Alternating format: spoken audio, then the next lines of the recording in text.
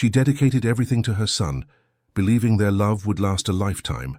But she was betrayed within her own home, manipulated by a cold and greedy daughter-in-law. Pushed into the sea to silence her truth, she survived to tell a story no one could have imagined. Now before the cameras, she exposes the charade, shatters the lies, and reclaims what was stolen from her, her dignity, justice, and the love of her son. If this story interested you, don't forget to subscribe to our channel and tell us what city you're watching from. Let's continue. I promise this will be the best story you'll ever hear in your life. Mrs. Eleanor Caldwell gazed out at the San Francisco Bay from the expansive terrace of her mansion in Pacific Heights, San Francisco. At 75, she carried the quiet elegance of someone who had built an empire without ever losing her essence. The gentle breeze tousled her silver hair as her eyes, still sharp and attentive, followed the ballet of boats in the distance. Caldwell, naval engineering, which she had founded with her husband Arthur nearly 5 decades ago, was now one of the largest companies in the United States, with shipyards stretching along the entire American coastline. "Mrs. Caldwell, your tea is served." The voice of Regina, her trusted caregiver of 8 years, brought her back from her reflections. Regina Jackson was a 58-year-old woman from the South, with hands calloused by work and a smile that carried the sincerity of simple folk. She was the only constant presence in the elderly woman's increasingly lonely days. "Thank you, Regina." "Did Roger call?" Eleanor asked, referring to her only son, the heir to that entire empire. "No, ma'am, but Vanessa sent a message saying they might stop by this weekend." Eleanor nodded, hiding her disappointment. Might was the word she heard most often in recent years when it came to visits from her son. Roger Caldwell, 47, had taken over as CEO of the company after Arthur's passing. He was competent, a visionary like his father, but had grown increasingly absent from his mother's life since marrying Vanessa. Regina served the chamomile tea and placed a plate of homemade cookies beside it. She knew her employer would barely touch them, but she maintained the ritual out of respect for the routine that meant so much to the elderly woman. "You need to eat better," Regina commented, with the familiarity earned after years of companionship. "Food tastes different when you have company," Eleanor replied, looking at the empty chair across from her, where Arthur used to sit. 15 years had passed since his departure, but the longing remained untouched. Regina watched with concern. In recent weeks, Eleanor had seemed more fragile, more distant.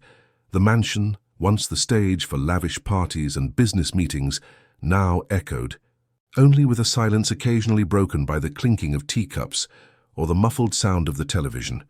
"You know, Regina," Eleanor began after a long silence, "when Roger was little, he would make me a promise every night before bed." "What promise, Mrs. Caldwell?"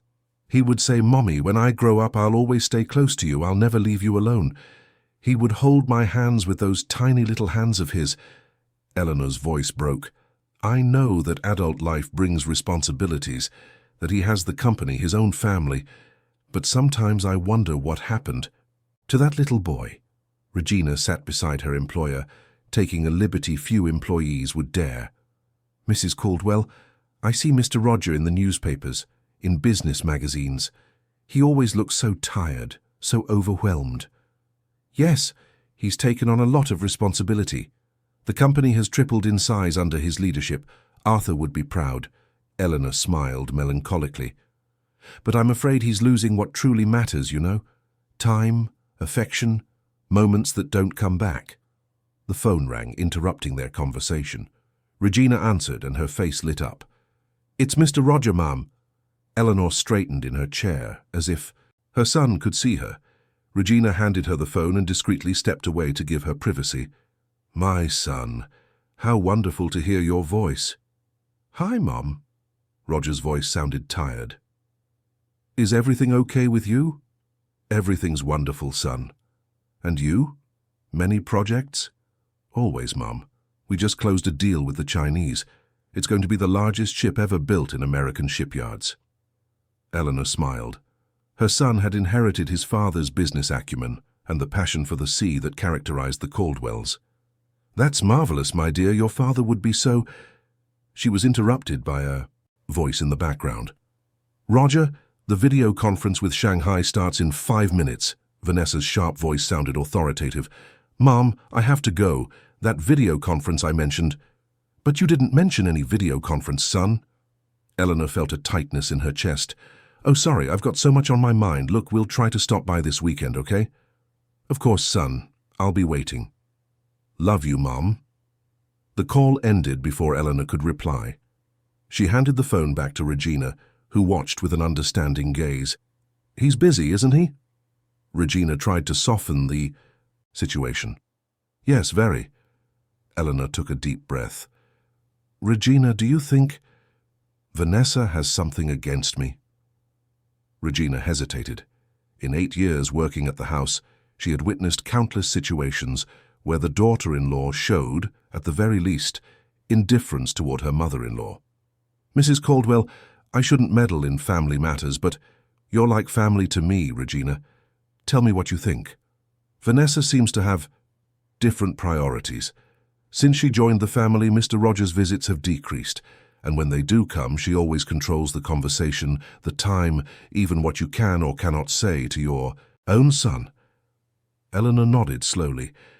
It wasn't news, but hearing Regina confirm her suspicions brought a mix of validation and sadness. You know, Regina, when Roger met Vanessa, she seemed so dedicated, so interested in the company, in the family. Arthur was still alive, and he was charmed by her too. We thought we had found the perfect daughter-in-law. People change, Mrs. Caldwell. Or they show who they really are over time, the elderly woman added. In recent months, I've noticed strange things. I've received calls from the bank questioning transfers I supposedly authorized. Vanessa insisted I take some pills. She brought saying they were vitamins, but when I looked them up, I found they were strong sedatives. Regina's eyes widened. You didn't take them, did you? No, I only pretended to. I've been throwing them away. But what worries me most are the conversations I overhear when they think I'm napping. Vanessa talks about speeding up the process, about taking full control. I'm scared, Regina. Not for myself, but for my son. Regina held her employer's hand, a gesture of solidarity worth more than 1,000 words. You need to talk to Mr. Roger. Lay your cards on the table. He wouldn't believe me. Vanessa has built this perfect image in his eyes. Whenever I try to bring it up, she interrupts me or makes it seem like I'm confused, that my age is affecting my lucidity. Eleanor wiped away a stubborn tear. She wants the company, Regina. She wants the fortune that Arthur and I built with so much sacrifice, and worst of all, she's pushing my only son away from me. The sun began to set over San Francisco Bay, painting the sky in shades of orange. Eleanor watched the beauty of the moment, remembering how many sunsets she had watched beside Arthur, dreaming of the future, of the grandchildren who would fill the house with joy. Now, all that remained was silence and the faithful company of Regina. Do you know what hurts the most, Regina?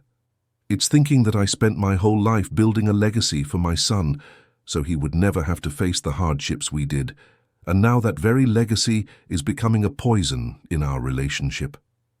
What are you planning to do? Eleanor sat up straight in her chair, and her eyes regained the determined glint that had for so long characterized the successful businesswoman she had been. I'm going to fight for my son, Regina.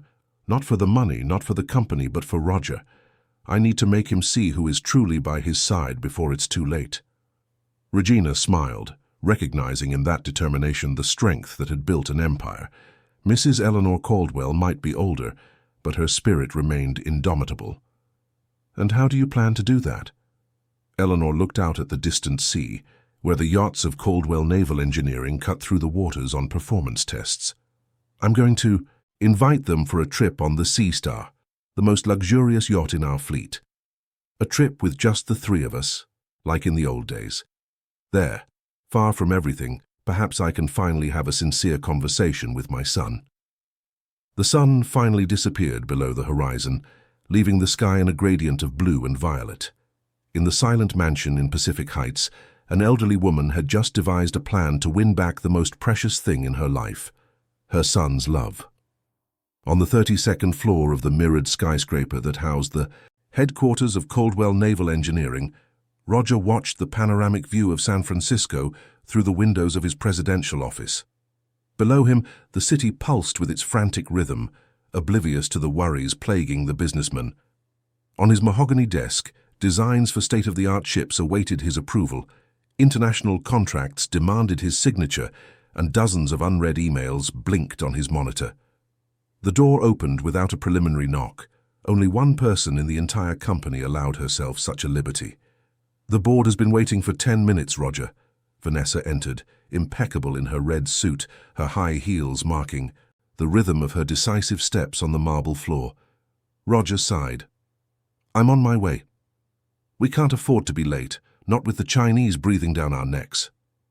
Vanessa approached, adjusting her husband's tie. "Did you review the numbers I sent you?" "I reviewed them, honey, but I didn't quite understand. Why are we cutting the innovation department's budget right now?" Vanessa's fingers hesitated for an almost imperceptible moment.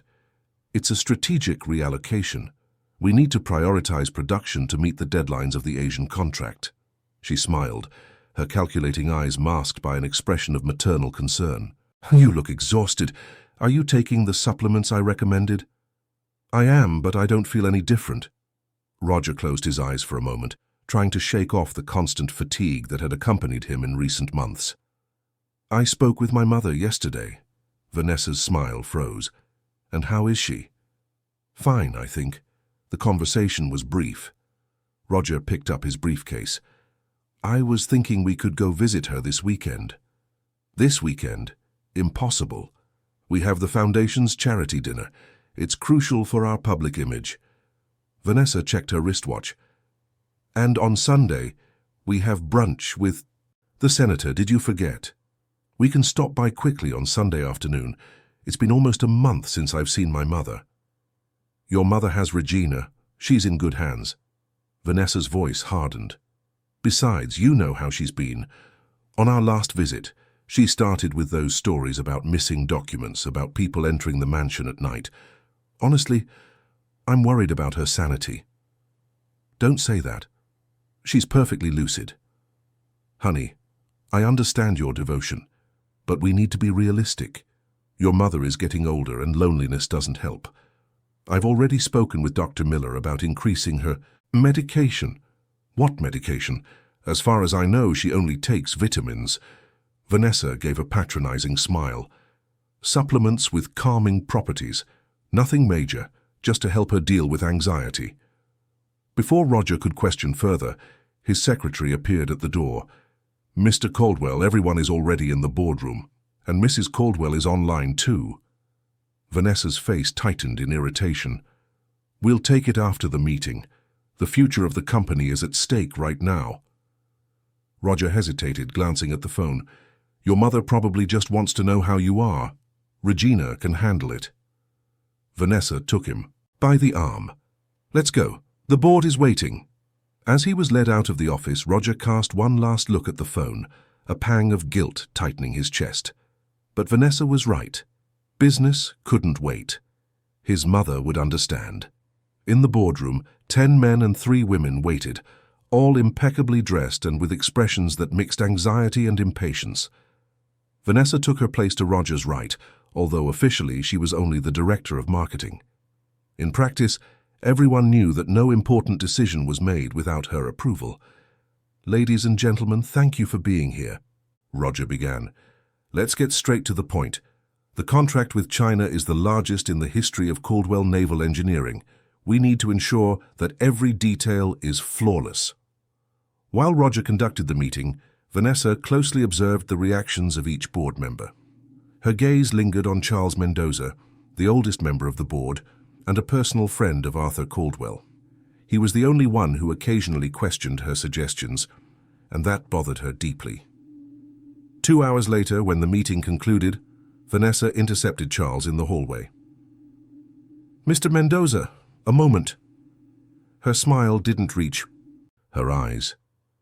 "I noticed your hesitation regarding the budget reallocation." Charles, a gentleman with white hair and an elegant posture, met the woman's gaze without intimidation. It's not hesitation, Mrs. Caldwell. It's concern. Arthur always prioritized innovation. It was the heart of this company. Times have changed, Mr. Mendoza. We need to adapt. The question is, adapt to what, exactly? Charles adjusted his glasses. I've observed significant changes in management in recent years. Some of them seem distant from the Caldwell's original vision. Vanessa took a step forward, subtly invading the board member's personal space. Mr. Mendoza, your loyalty to the old administration is admirable, but perhaps it's time to consider if your contributions are still relevant in the company's current phase. The veiled threat hung in the air. Charles, however, remained unshaken. Mrs. Caldwell, I have served this company since before you were born. I saw Eleanor and Arthur build an empire based on solid values. My loyalty is to those values, not to people or eras. He paused meaningfully. And I suggest you reflect on that as well. With a polite nod, Charles walked away, leaving Vanessa with a furious glare that quickly transformed into an artificial smile as a group of executives passed by. Back in the presidential office, Roger was reviewing the last emails when Vanessa entered, visibly annoyed. What happened? He asked. Nothing important. She sat across from him. Roger, we need to talk about your mother. Roger frowned. What about her? I received a call from Regina earlier today. Your mother is making serious accusations against me. What kind of accusations? She told Regina that I'm trying to poison her with the supplements, that I'm embezzling money from the company into personal accounts. Vanessa let a perfectly timed tear escape. You know how hard I've been trying to take care of her, to protect her, and this is the gratitude I receive. Roger ran a hand over his face, exhausted. It must be some misunderstanding. Mom would never think that of you. It's not the first time, Roger. Remember when she accused our accountant of fraud, and when she said I had forbidden employees from taking her calls? Vanessa stood up, pacing the room with theatrical agitation.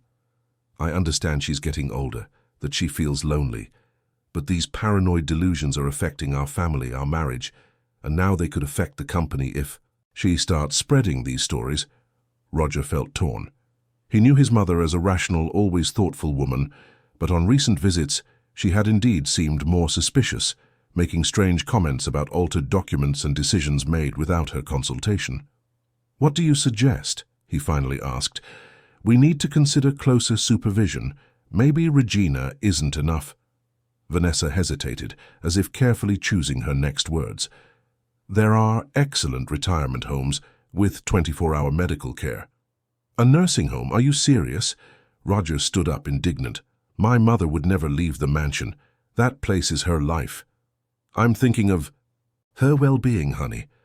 The mansion is huge, full of stairs, far from hospitals. If something were to happen... No, Vanessa, that's out of the question.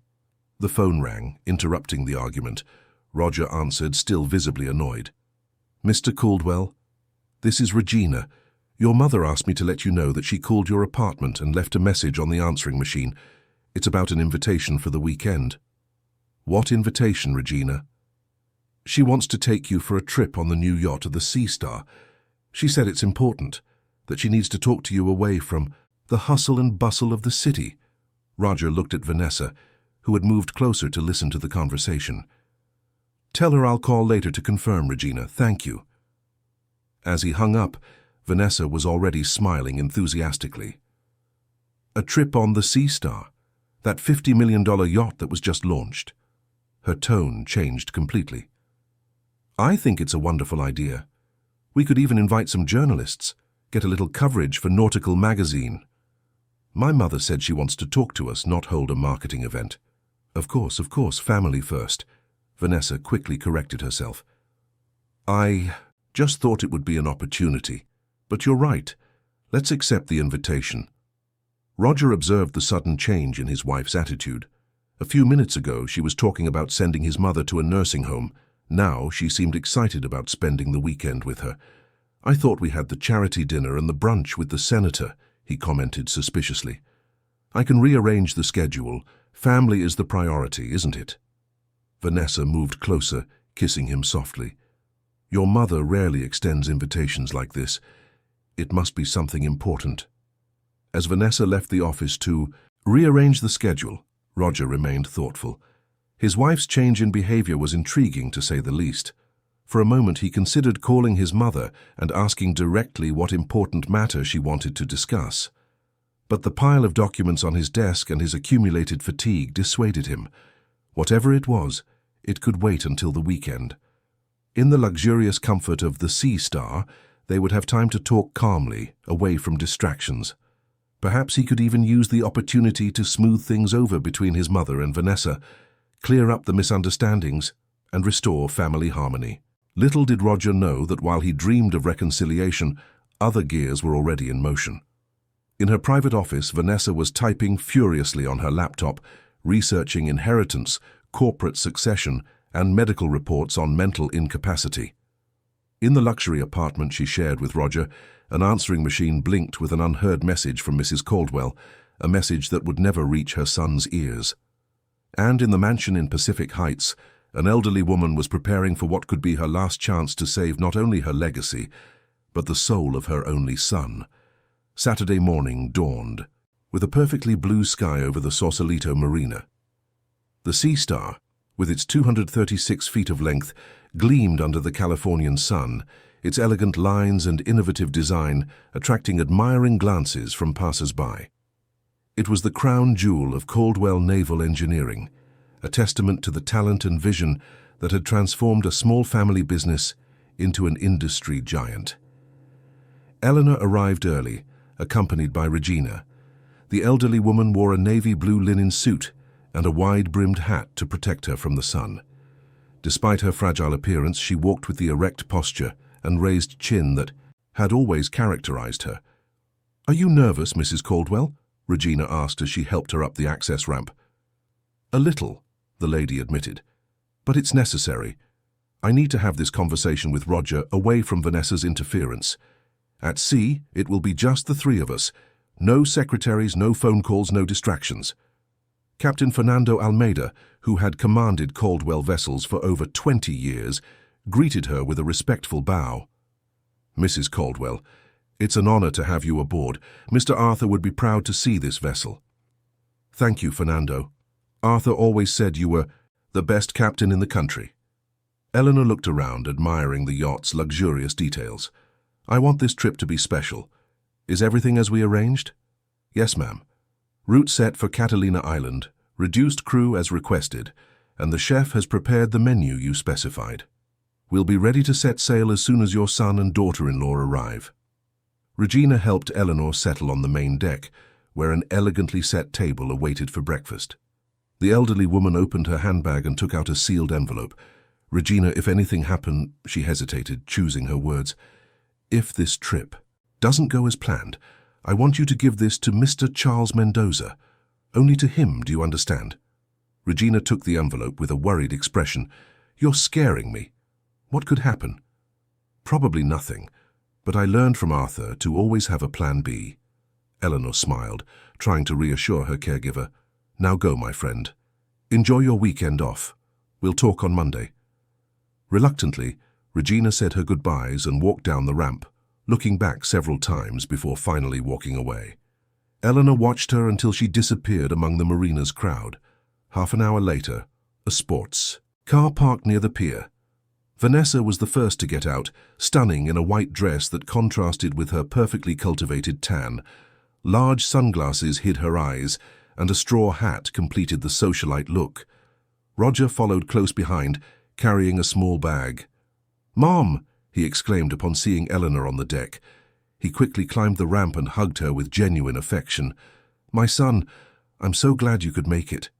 Eleanor held her son's face in her hands, studying his features. "You look tired." "It's just work, Mom. We're in an intense phase with the Chinese." "Contract." Vanessa approached, flashing her rehearsed smile. "Mrs. Caldwell, what a marvelous idea this trip is.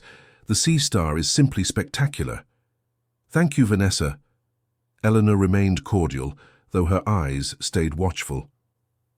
"I thought it would be good to spend some time together, away from phones and meetings." "Absolutely. Family is everything, isn't it?" Vanessa spun around, admiring the yacht. This design is revolutionary. The naval architecture magazines can't stop praising it. It was the last project Arthur approved before... Eleanor paused. He always said we didn't just build ships to transport people, but to transport dreams. Roger smiled, upon hearing the phrase his father so often repeated. For a moment, Eleanor glimpsed in her son the boy he once was, sensitive, attentive, connected to the family's values. Captain Fernando announced they were ready to set sail. Slowly, the magnificent yacht pulled away from the marina, gliding through the waters of San Francisco Bay toward the open ocean. During breakfast served on the deck, the conversation flowed superficially, with Roger commenting on the company's new projects, Vanessa talking about the charities she sponsored, and Eleanor listening more than speaking, closely observing the dynamic between her son and daughter-in-law. The coffee is delicious, Mum. It's like the one you used to make when I was little, Roger commented, tasting a brioche. I asked the chef to follow the family recipe. Eleanor smiled. Remember how you used to wake up early on weekends just to have coffee with your father and me in the garden? How could I forget? It was the best part of the week. Vanessa discreetly checked her phone under the table, barely hiding her disinterest in the family nostalgia. Darling, tell your mother about the sustainability award the company won last month. The morning progressed with the yacht sailing along the California coast, passing by idyllic beaches and green islands. After lunch, Vanessa excused herself to answer some urgent emails, finally leaving mother and son alone on the bow of the ship. Son, Eleanor began, her voice soft but determined, we need to talk about important matters. Roger nodded, sensing that the true purpose of the trip was about to be revealed. I'm getting old, Roger. I don't know how much more time I have, and there are decisions that need to be made. Mom, don't talk like that. You're strong, healthy, realistic, son. I'm being realistic. Eleanor held her son's hand. I've been watching the company, the changes in direction, the new policies. Some of them worry me. What kind of changes? The cuts in the innovation sector, for example. Your father always said it was the heart of Caldwell. The cuts to the young engineers training program, the dismissal of old loyal employees. Eleanor paused, assessing her son's reaction. Roger seemed genuinely surprised. Mum, those are necessary adjustments to compete in the global market. Times have changed. Times always change, son. Values shouldn't. Eleanor took a deep breath. But it's not just about the company. I want to talk about. It's about you, about us, about the legacy your father and I built. At that moment, Vanessa reappeared, as if she had a radar for important conversations. I hope I'm not interrupting. Actually, Eleanor said with unusual firmness, we were having a private conversation. Oh, I'm sorry. Vanessa feigned embarrassment but made no move to leave. It's just that we spotted dolphins on the other side. I thought you'd like to see. Roger, always sensitive to the tension between the two women in his life, stood up. We can continue this later, Mom. Shall we go see the dolphins? Eleanor hid her frustration and agreed. Once again, Vanessa had managed to interfere at a crucial moment. As they walked to the other side of the deck, the elderly woman realized she would need to be more direct, more assertive, if she wanted any chance of reaching her son.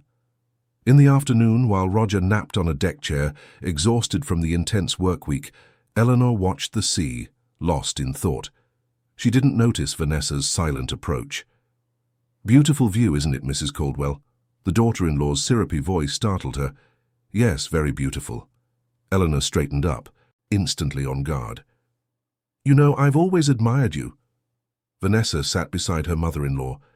The way you built an empire alongside Arthur, how you raised Roger to be the incredible man he is today. Thank you, Eleanor replied, suspicious of the sudden praise. Roger told me you wanted to discuss important matters today. Vanessa took off her sunglasses, staring directly at her mother-in-law. Is it about the company, or perhaps about the will? The direct question caught Eleanor by surprise. My personal affairs concern only myself and my son. But I'm family now, aren't I? Vanessa's smile didn't reach her. Cold eyes. And as family, I'm concerned about your well-being, about your decisions. I am perfectly capable of making my own decisions, Vanessa. Of course you are, the daughter-in-law chuckled lightly. Although Regina mentioned you've been a bit confused lately, forgetting things, having strange ideas. Regina would never say such a thing. Eleanor felt her anger rising. She has worked for me for 8 years and has my complete trust. People change, Mrs. Caldwell, especially when there are suitable incentives. Vanessa leaned in, lowering her voice. You should consider a retirement home, a quiet place with medical assistance. Roger, and I could visit you every month. So you can manage my assets freely, make decisions for the company without my interference? Eleanor was not intimidated. I know your intentions, Vanessa. I always have. Vanessa's artificial smile vanished. You know nothing about me. I know more than you think. I know about the secret meetings with the family lawyer, about the altered documents, about the unauthorized transfers. Eleanor kept her voice steady, though her heart was racing. And I know you've been poisoning my son against me, manipulating him, isolating him. For a moment, Vanessa seemed taken aback, but she quickly regained her composure. Those are serious accusations, Mrs. Caldwell, the kind of accusations that could lead someone to question your mental sanity. I have proof, Vanessa, and it's not just with me. A tense silence fell between the two women. The sea breeze whipped their hair as they stared at each other, two opposing forces united only by their love, whether genuine or self-serving, for Roger. Finally, Vanessa spoke. What exactly do you plan to do? What I should have done a long time ago, protect my son and our family's legacy. Eleanor stood up, surprising her daughter-in-law with her sudden energy. I'm changing my will. My entire personal fortune and my shares in the company will be donated to social causes, projects that truly matter, that make a difference in people's lives, not mere events to inflate the egos of socialites. Vanessa's face visibly paled. You can't be serious. I've never been more serious in my life. Eleanor walked toward the main cabin, stopping only to add, Roger will remain CEO of the company, but under the supervision of a board that will ensure the original values of Caldwell are preserved. As for the money, he has enough. What he needs is to be free from your toxic influence. Vanessa grabbed Eleanor's arm with surprising strength. I won't allow this. I've worked too hard, waited too long. Worked? Eleanor laughed humorlessly. The only work you've done is manipulate my son and plan how to seize what doesn't belong to you. The sound of footsteps interrupted the argument. Roger was approaching, still sleepy from his nap. Is everything all right here? He asked, noticing the evident tension between the two. Perfectly fine, darling. Vanessa instantly composed herself, releasing Eleanor's arm and forcing a smile. Your mother was just telling me about her plans. For the future. Very interesting plans. The look she shot Eleanor contained a silent threat that did not go unnoticed by the elderly woman. Eleanor understood that the situation had escalated dangerously. What had begun as an attempt at reconciliation with her son had turned into an open declaration of war against her daughter-in-law. The sun began to set on the horizon, painting the sky and sea in shades of orange. The Sea Star sailed on calm waters, seemingly peaceful. But inside, a storm was about to break. Dinner was served on the main deck of the Sea Star, under a star-dusted sky. The crew had prepared an elegant table with candles, flowers, and the vessel's finest china. The chef, following Eleanor's specific instructions, prepared Roger's favorite dishes: an appetizer of seared scallops with a citrus glaze, grilled swordfish as the main course, and a key lime pie for dessert, the same menu from his childhood family celebrations. Vanessa was restlessly silent, checking her phone every few minutes, while Eleanor and Roger talked about old memories, future projects, and the changes in San Francisco over the years. Remember, son, that small boat your father bought when you were 10? Eleanor smiled, pouring herself a glass of white wine. The Hope? How could I forget? Roger laughed. Dad let me steer for the first time, and I almost crashed into the rocks by Alcatraz. Arthur was so proud of you, even so. Eleanor looked at her son with tenderness. He said you had a natural instinct for the sea like all the Caldwells. Speaking of Caldwell's, Vanessa interrupted, finally putting her phone away, I heard rumors that Fisher Naval is trying to recruit our chief engineer, Edward Martin. Edward would never leave us, Roger replied, frowning. He's been with us for over 15 years. People change their loyalties when the price is right. Vanessa shrugged, casting a significant glance at Eleanor. No one is irreplaceable after all. Eleanor caught the jab, but chose to ignore it. Tonight was about reconnecting with her son, not engaging in unnecessary confrontations with her daughter-in-law. Son, do you remember what your father always used to say about the company? Roger smiled, nostalgic. That we don't just build ships, we build dreams. Exactly.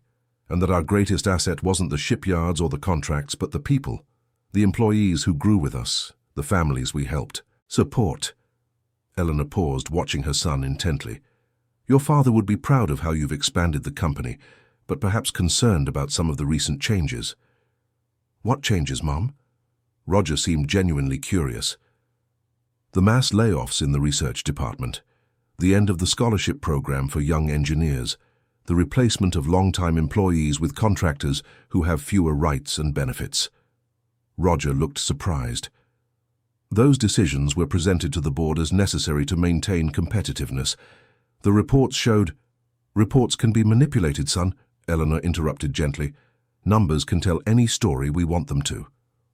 Vanessa cleared, her throat visibly uncomfortable. I believe business matters should be discussed at the office, not during a family dinner. This is exactly about family, Eleanor replied, her eyes never leaving her son. Roger, do you remember your father's original plan for the company's succession? Before Roger could answer, Vanessa stood up abruptly. Excuse me, I need to make an urgent call. As his wife walked away, Roger turned to his mother, intrigued. What plan, Mom?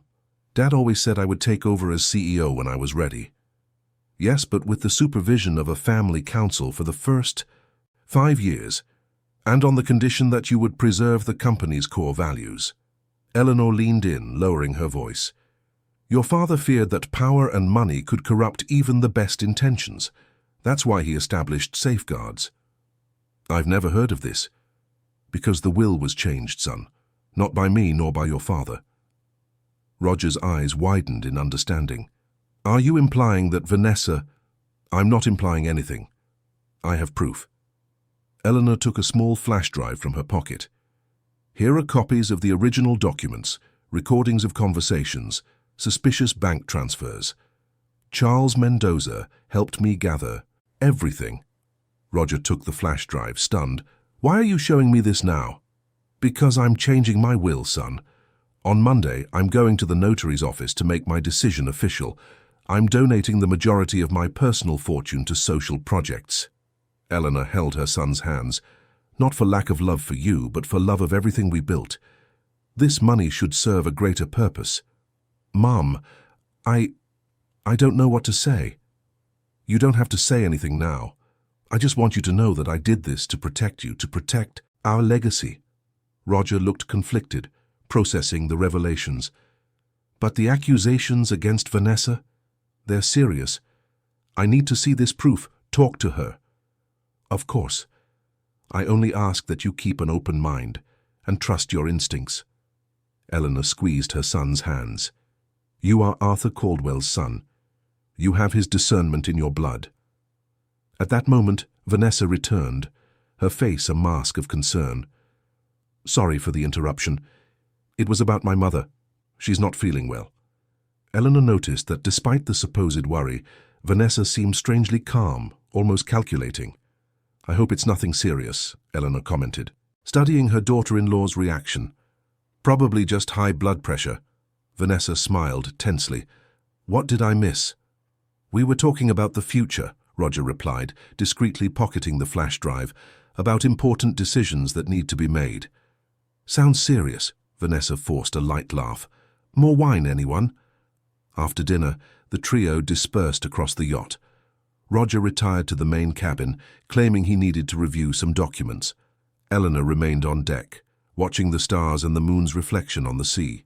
Vanessa, restless, paced the vessel, making hushed phone calls and constantly checking her messages.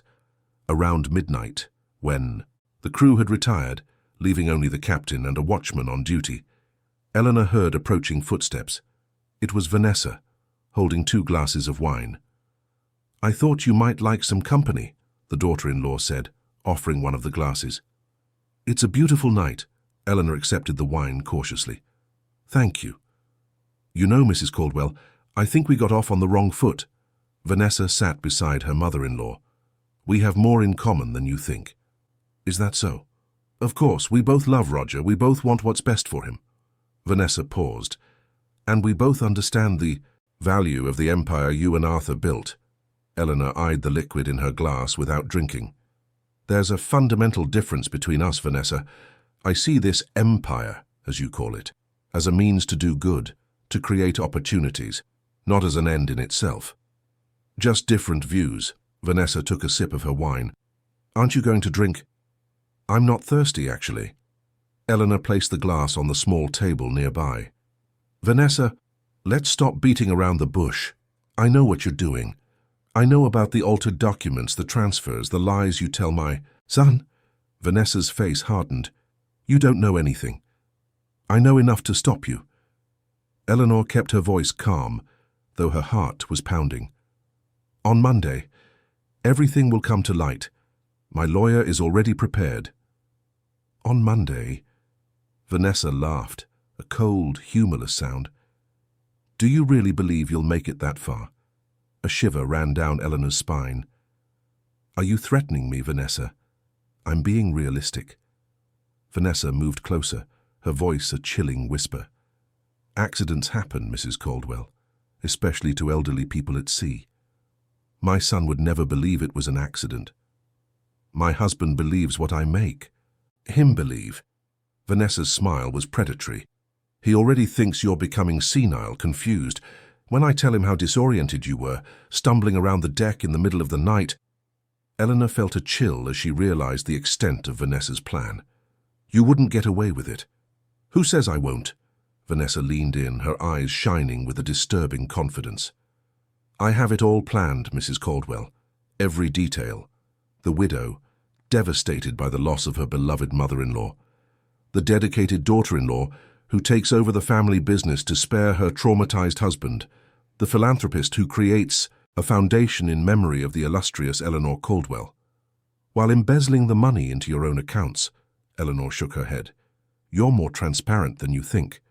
And you're more naive than you appear." Vanessa stood up. "Do you know why I so easily accepted this trip? Because it's the perfect opportunity.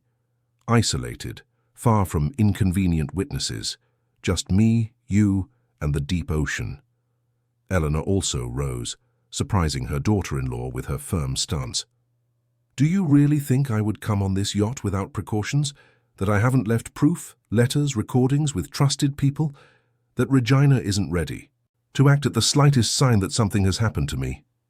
For an instant Vanessa seemed to hesitate, but soon her face reassumed its expression of cruel confidence. "It doesn't matter. I'll deal with the consequences.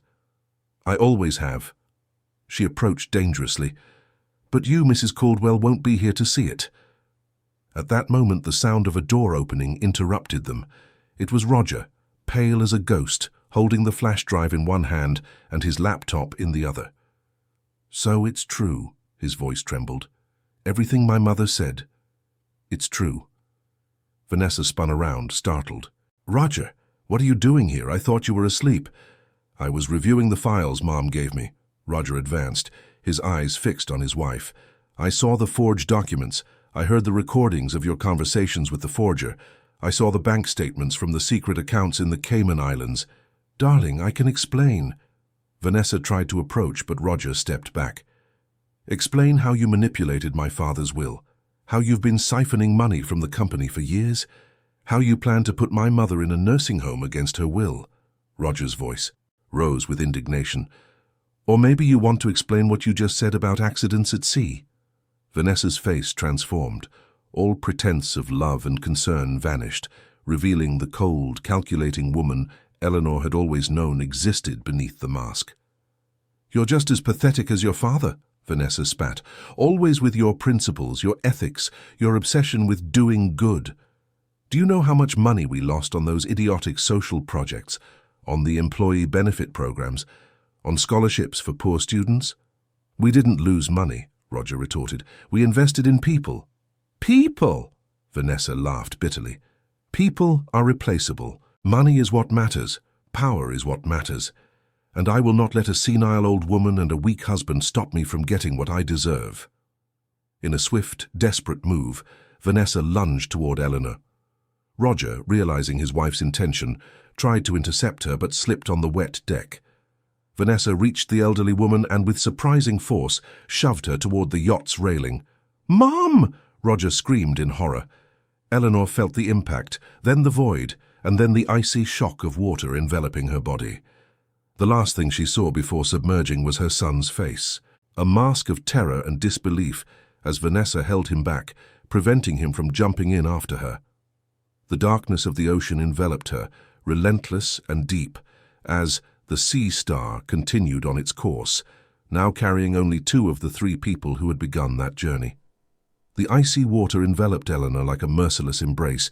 The initial impact left her disoriented, but decades of living near the sea had taught her not to panic.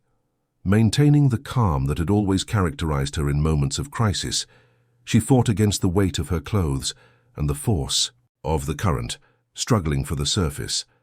When she finally emerged, gasping for air, she saw the Sea Star already in the distance, its lights diminishing in the dark of the night. She cried for help, but her voice was swallowed by the roar of the waves and the wind that was beginning to pick up. For a moment, she felt despair take hold, but she quickly pushed it away. This is not how Eleanor Caldwell's story ends, she thought, determined. Despite her 75 years, her body remained resilient thanks to the daily swimming she practiced religiously. She began to swim slowly, conserving energy, aware that her survival depended on staying afloat for as long as possible. The water was cold, but not lethally so, a small blessing in the waters off the California coast. As she battled the waves, her mind turned to her son. The look of horror on Roger's face as he saw her fall remained vivid in her memory. He knew the truth now. He had seen Vanessa's true face. But was he safe? What would her daughter-in-law do, realizing her plan had been discovered? Miles away on the Sea Star, chaos had erupted. Roger, recovering from the initial shock, wrestled with Vanessa, who was trying to stop him from alerting the crew. "My mother fell overboard. We have to go back," he yelled, trying to reach the intercom that would connect him to the bridge. "Roger, be rational." Vanessa gripped his arm with surprising strength. "She fell minutes ago, at her age, in this water, at this hour. It's impossible to find her." "I'm not abandoning my mother." Roger managed to break free, running toward the upper deck where Captain Fernando would be. Vanessa followed him, her face contorted in a mixture of anger and desperation. "Think, Roger. If we go back and start a search, there will be an investigation, questions. They'll want to know how an experienced woman like your mother just fell off the yacht." Roger stopped, turning to face his wife with a look of disbelief and revulsion. "Are you actually suggesting we leave my mother to die to protect yourself? To protect us? You'll be implicated too. Who will believe you had nothing to do with it after all the accusations she made against us?" "Against you," Roger corrected, his face hardening. "The accusations were against you, Vanessa, and they were. All true, weren't they?" Vanessa realized her mistake too late. The mask of concern crumbled, revealing the schemer behind it. She was going to ruin everything. Years of work, of planning. She was going to donate our fortune to strangers. "Her fortune," Roger emphasized, each word laced with contempt. "It was never ours, Vanessa. It was never yours." Without waiting for a reply, Roger ran to the bridge where he found Captain Fernando. "Man overboard. My mother fell. We need to turn back immediately." The captain, an experienced man loyal to the Caldwell family for decades, wasted no time with questions. He immediately reversed the yacht's course and sounded the emergency alarm, mobilizing the small crew for a search and rescue operation. "How long ago did she fall, Mr. Caldwell?" Fernando asked, already on the radio to report the emergency to the Coast Guard. "I'm not sure, 5, maybe 10 minutes. Roger ran his hands through his hair, desperate. "My God, she could be anywhere in this ocean." "Your mother is strong, sir." And she knows the sea. If anyone can survive, it's Mrs. Caldwell. Fernando tried to reassure him while coordinating the search. We'll use the searchlights and follow a spiral search pattern. The current in this area is predictable.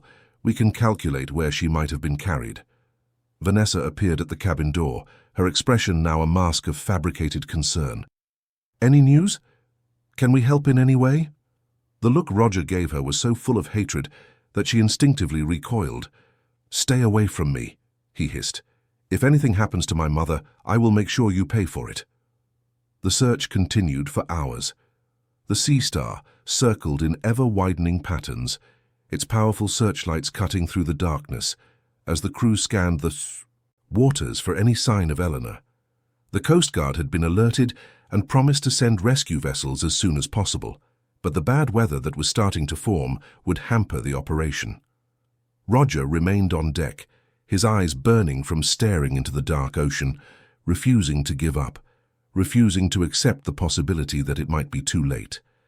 In his mind, he obsessively replayed the last few days, the signs he had ignored, the manipulations from Vanessa he had accepted without question. How could he have been so blind? How had he not seen what was happening right under his nose?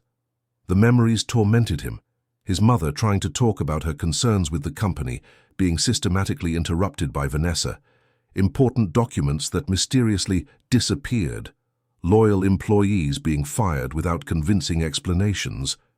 We're going to find her, he muttered to himself, like a mantra. We have to find her.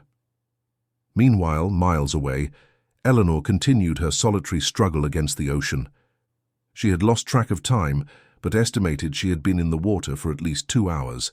Her muscles ached, and exhaustion was beginning to overcome her determination. Hypothermia, even in temperate waters, was a real risk after such prolonged exposure. That's when she saw a light in the distance. At first, she thought it was a hallucination brought on by exhaustion, but the light persisted, drawing closer.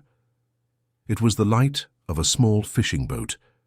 Gathering her last ounces of strength, Eleanor shouted and waved her arms, trying to get the fisherman's attention. For a terrifying moment, she thought she hadn't been seen, that the boat would pass by, taking her last hope with it. But then the light changed direction, turning toward her. "There's someone in the water!" She heard a voice yell, "Quick, get the lifebuoy!" Minutes later, strong hands were pulling her to the safety of a simple fishing boat. Eleanor collapsed on the wooden deck, shivering violently, but alive. Her vision was blurry, her consciousness fading, but she managed to whisper a thank you before darkness enveloped her. "My God, it's an old lady," exclaimed Joaquin, the young fisherman who had helped her aboard. "How did she end up out here, in the middle of the ocean, at this hour?" "I don't know, but she's hypothermic," replied Antonio, the oldest and most experienced of the three fishermen. "We need to warm her up and get her to shore as fast as possible." As the fisherman moved to care for Eleanor, wrapping her in blankets and offering her sips of a hot drink, the Sea Star continued its fruitless search. Dawn found Roger still on deck, ravaged by exhaustion and despair, refusing to accept what the crew and the Coast Guard, which had finally arrived to assist, were beginning to suggest, that it might be time to turn the rescue operation into a recovery mission. "I'm not giving up," he insisted, his voice hoarse from shouting his mother's name all night. "She's alive, I know she is." Vanessa kept a safe distance, pretending to share her husband's grief while frantically sending messages on her phone. To the outside world, she would be the devastated daughter-in-law, concerned for her beloved mother-in-law's well-being. In the privacy of her communications, however, she was already planning her next steps, how to manage the public image after the tragic loss, how to console her inconsolable husband, how to assume control of the family finances in a way that made her seem like a dedicated wife helping her partner through trauma. What Vanessa didn't know was that her plans were already crumbling. In a small fishing village on Catalina Island, Eleanor Caldwell was received with simple, genuine hospitality. After being transferred from the fishing boat to the only local clinic, she had been examined by Dr. Luisa, a young doctor completing her rural residency.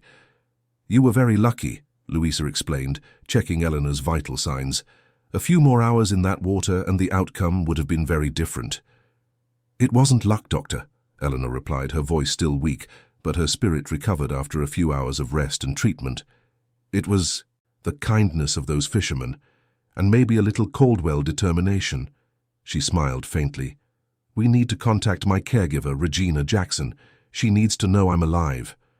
Of course, we'll arrange that, the doctor assured her. We also need to notify the authorities. A case like this, an elderly woman found alone in the middle of the ocean, raises questions that need to be answered. Eleanor nodded thoughtfully. Yes, there are many questions to be answered. But first, I need to make sure my son is safe. Your son? Dr. Louisa seemed confused. You were alone when the fisherman found you. My son was on the yacht, Eleanor explained, with his wife, the woman who pushed me into the sea. The doctor's eyes widened in shock. Are you saying that that someone tried to... Exactly that, Doctor. Eleanor's voice grew firm. And I have reason to believe my son may also be in danger. We need to act quickly.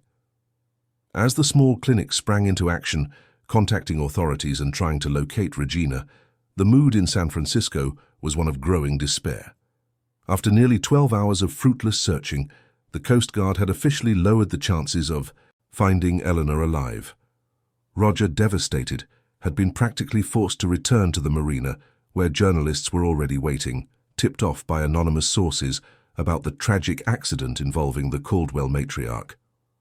Mr. Caldwell, can you confirm that your mother was in an accident on the family yacht? Is it true Mrs. Caldwell fell from the deck during the night? Are the police investigating the circumstances of the accident? The questions came from all sides as Roger, supported by 2 crew members, walked like a zombie toward the waiting car. Vanessa, a few steps ahead, had already assumed the role of family spokesperson. We ask for respect at this time of profound grief, she declared, her voice choked with tears that didn't reach her eyes. My husband is devastated. We still have hope of finding my dear mother-in-law, who was always like a mother to me. Roger watched his wife's performance with a mixture of nausea and disbelief. How could he have married this woman? How had he not seen the falsehood behind every word, every gesture? When they finally managed to get into the car, away from the microphones and cameras, Roger turned to Vanessa with an icy glare. Get out of the car. What? Vanessa seemed genuinely surprised. Get out of my car and out of my life now.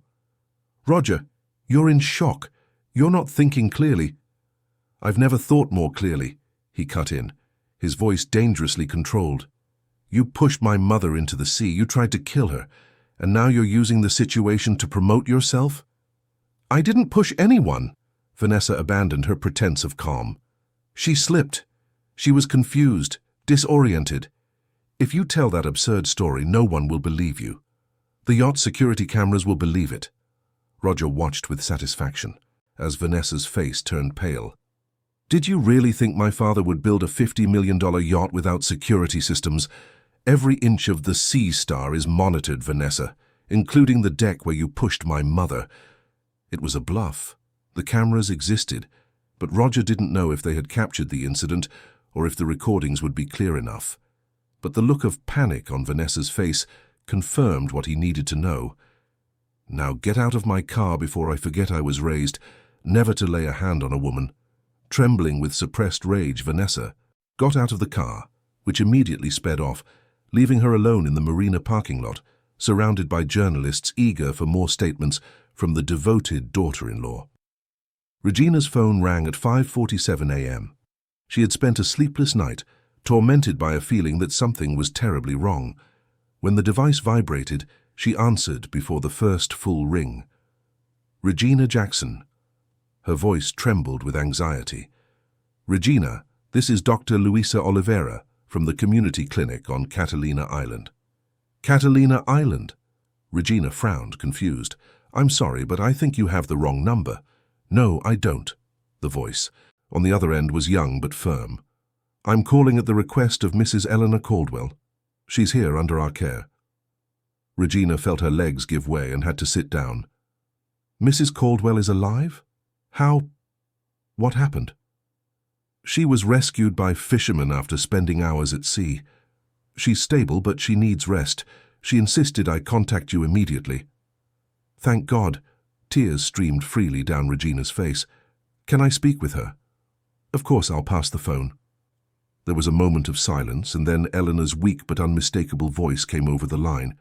"Regina, my friend? Mrs. Caldwell." Regina was sobbing openly now. "What happened? How did you end up in the sea?" "Vanessa pushed me. She found out I was planning to change my will, to donate the fortune. Roger saw everything, Regina. He knows the truth now." "My God!" Regina was horrified. "Are you really okay? You're not hurt?" "Nothing a good rest won't fix." Even after everything she had been through, Eleanor's determination was unshaken. "I need you to do something for me, Regina. The envelope I left with you, remember?" "Yes, of course. Take it to Mr. Charles Mendoza immediately, and then please try to contact my son. I'm worried about him, about what Vanessa might do now that she's been exposed. I'll do it right now, and then I'll come to you, no matter where you are." "Thank you, Regina. You're more than an employee. You're part of our family." After hanging up, Regina moved with renewed urgency. Within minutes, she was dressed and leaving her house, the precious envelope secure in her purse. Her first stop would be Charles Mendoza's residence in Nob Hill. Then she would try to locate Roger. As she drove through the still sleepy streets of San Francisco, she couldn't shake the thought that it might already be too late. In the penthouse apartment he shared with Vanessa, Roger hadn't slept. After leaving his wife at the marina, he had returned home, locked himself in his office, and spent hours reviewing the files his mother had given him. Every document, every recording, every bank statement confirmed his worst suspicion. Vanessa had meticulously planned to take control of Caldwell Naval Engineering, using him as a puppet. He discovered social projects discontinued without his knowledge, loyal employees fired under fabricated pretexts, contracts altered to benefit Vanessa's partner companies, and, most painfully, evidence that she had forged his father's will, removing clauses that protected the family's legacy and the company's original spirit. How could he have been so blind? How had he not realized the woman he shared a bed with was a predator disguised as a partner? The sound of the front door opening interrupted his dark thoughts. Vanessa had returned. He could hear the click of her heels on the marble floor, approaching the office.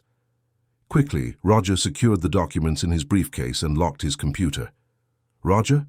Vanessa's voice sounded controlled, almost sweet, from the other side of the locked door. "We need to talk, darling." "We have nothing to talk about." His reply was cold, distant. "You're upset, confused. It's understandable.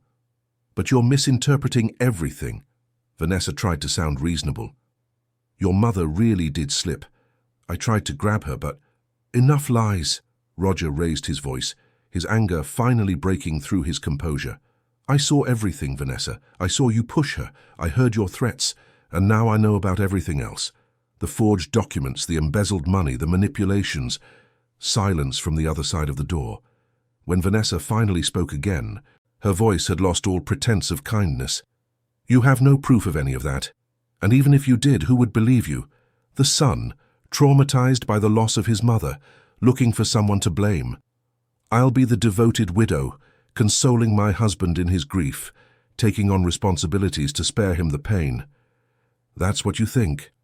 Roger suddenly opened the door, facing his wife with an icy stare. "I've already spoken to my lawyers. I've already sent copies of all the evidence to the company board and to the authorities. It's over, Vanessa." Her face contorted into a mask of fury. "You wouldn't do that!" "I already have." For a moment, Vanessa seemed to lose control, lunging at him with her nails out. Roger stepped back, avoiding the attack, keeping his distance. "You owe me everything," she screamed, abandoning any pretense of control. "Who do you think turned that provincial company into a global giant? Who established the international contacts? Who modernized the management? While you were worrying about employee welfare and idiotic social projects, I was building an empire. An empire built on lies and exploitation." Roger remained calm, almost clinical. "That's not what my parents built. It's not what I want.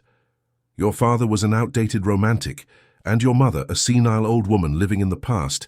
I was going to bring Caldwell into the 21st century. And you failed. Roger's voice was firm. I want you out of my house. Today, the lawyers will be in touch about the divorce. Roger's phone rang at that moment. He looked at the caller ID and frowned, not recognizing the number. Roger Caldwell. Mr. Caldwell? A female voice, young and formal. This is Dr. Luisa Oliveira from the community clinic on Catalina Island. I'm calling about your mother, Eleanor Caldwell. Roger felt his heart stop. My mother? Yes, sir. She's here under our care. She was rescued by local fishermen during the night. My God! Is she alive? Roger's voice broke, choked with emotion. Yes, sir, stable and resting. She would like to speak with you. Roger felt his legs weaken and had to lean on the desk to keep from falling. He barely registered the sound of something shattering. Vanessa had knocked over a vase, her face a mask of shock and horror. Son? Eleanor's voice sounded weak, but alive. Gloriously. Alive. Mom! Roger couldn't control his tears. Are you okay? Where exactly are you? I'm coming to get you right now. I'm fine, my son. The fisherman found me in time. Eleanor's voice gained strength. Roger, I need to know if you're safe. Vanessa. I know everything, Mom. I saw everything. She can't fool us anymore. While he was talking, Roger didn't notice that Vanessa had disappeared from the room. It was only after he hung up, his heart filled with renewed hope, that he noticed his wife's absence. Vanessa, he called, searching the apartment. He found her in the bedroom, frantically throwing clothes into a suitcase. So the old woman survived. There was no longer any pretense of affection in her voice. Good for her, but it changes nothing. No one will believe her word against mine. You're delusional. It's over, Vanessa. The police are probably on their way. Let them come. She slammed the suitcase shut. By then, I'll be long gone, and I won't be leaving empty-handed.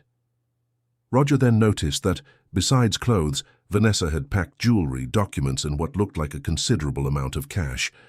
You're not going anywhere, he declared, blocking the door. You will answer for your actions. The doorbell rang, interrupting the confrontation. Vanessa smiled, a cold smile that didn't reach her eyes. It seems your authorities have arrived. Let's see who they believe, the unstable heir or the devoted wife. Roger kept his eyes fixed on Vanessa as he walked to the door. When he opened it, however, he found not police officers, but Regina, breathless and wide-eyed. Mr. Roger, thank God I found you. Your mother is alive. I know, Regina. I just spoke with her. She called me too. She asked me to bring this. Regina held out a thick envelope, and to check if you were okay. She's very worried about what Vanessa might do. Hearing his wife's name, Roger turned quickly, only to find she had vanished. The distant sound of the back door indicated that Vanessa had fled down the service stairs. Let her go, Roger decided after a moment's hesitation. The police will find her. The important thing now is my mother. As Regina entered the apartment, Roger opened the envelope. Inside, he found legal documents. Eleanor's new will, sworn affidavits about Vanessa's actions, recordings of incriminating conversations, and a handwritten letter addressed to him. Son, the E. Letter began. If you are reading this, something went wrong on our yacht trip. I hope I'm alive to explain everything in person, but if I am not, I need you to know the truth. Tears streamed freely down Roger's face as he read his mother's meticulous account of the years of manipulation, the gradual discoveries, the carefully collected evidence. At the end of the letter, a sentence perfectly captured the indomitable spirit of Eleanor Caldwell. We don't just build ships, we build dreams, and dreams, my son, cannot be sunk, not even by the deepest ocean. 3 weeks. Later, the studio of the most-watched talk show on American television was in an uproar. The exclusive interview with Eleanor Caldwell, the businesswoman who had survived an assassination attempt at sea, promised to break viewership records. Backstage, Eleanor, recovered and more determined than ever, waited alongside Roger. She wore an impeccable navy blue suit, her silver hair perfectly coiffed, a single piece of jewelry, a sapphire brooch Arthur had given her for her 30th birthday, adorned her lapel. "Are you sure you want to do this, Mom?" Roger still seemed concerned. "We can handle all of this more privately." "No, son. What happened to us happens to many families. Manipulated elderly, children alienated by malicious spouses, fortunes embezzled." Eleanor adjusted the brooch. "Our story might help other people recognize the signs before it's too late." Roger nodded, admiring his mother's strength and clarity of purpose. The past few weeks had been a roller coaster.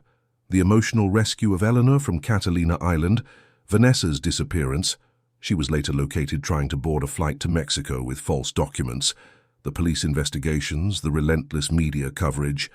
But amidst the chaos, something precious had been restored. The bond between mother and son, the love and trust that Vanessa had almost managed to destroy. "We're ready for you," a production assistant announced, leading them to the stage.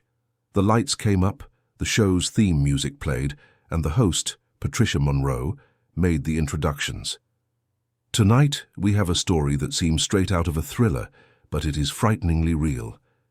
Businesswoman Eleanor Caldwell, 75, survived an assassination attempt, orchestrated by her own daughter-in-law, spent hours adrift in the ocean, and was rescued by humble fishermen.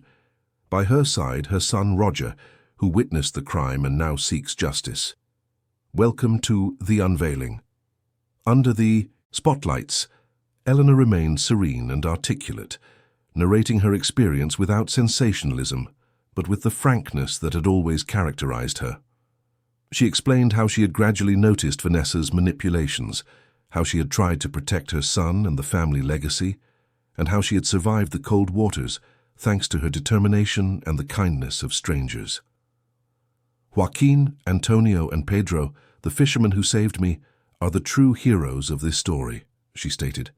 "They risked their lives in a rough sea to rescue a stranger.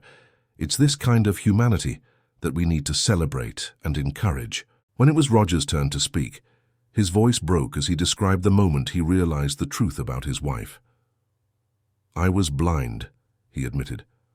"Vanessa gradually isolated me from everyone who truly cared about me, especially my mother.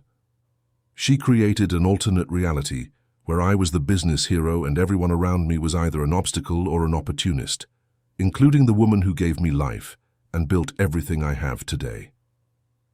The host then revealed that the FBI had captured Vanessa trying to leave the country, and that she would face charges of attempted murder, fraud, forgery, and embezzlement.